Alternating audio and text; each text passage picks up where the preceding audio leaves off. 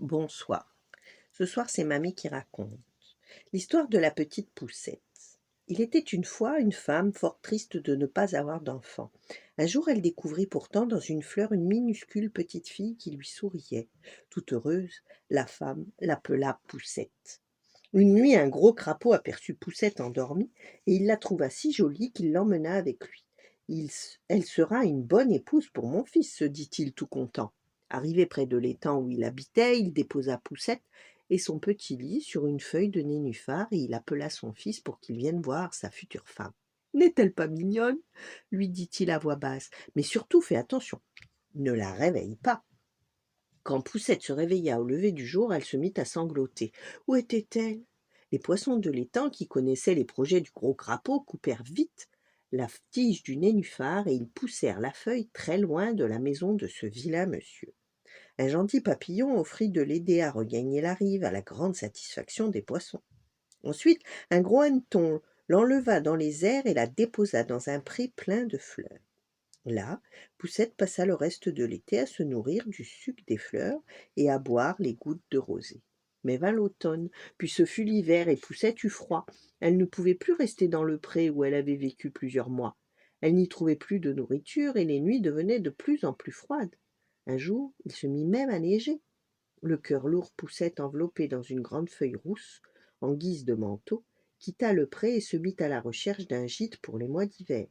Elle ne savait pas où aller, pourtant elle continua sa route et marcha droit devant elle.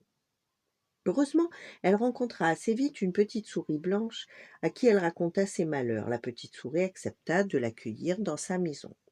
L'hiver était arrivé, mais Poussette n'y pensait plus, elle avait bien chaud chez son amie la souris. La fillette aidait la souris de son mieux en faisant la cuisine, en nettoyant le logis. Quand elle avait terminé ses travaux, elle se mettait à filer de la laine au rouet. Monsieur Taupe, le voisin de la souris, qui s'ennuyait chez lui, venait souvent leur rendre visite. Un jour, il leur proposa de passer l'après-midi chez lui. C'est à 2 pas, dit-il à Poussette. Tu ne pourras pas te perdre.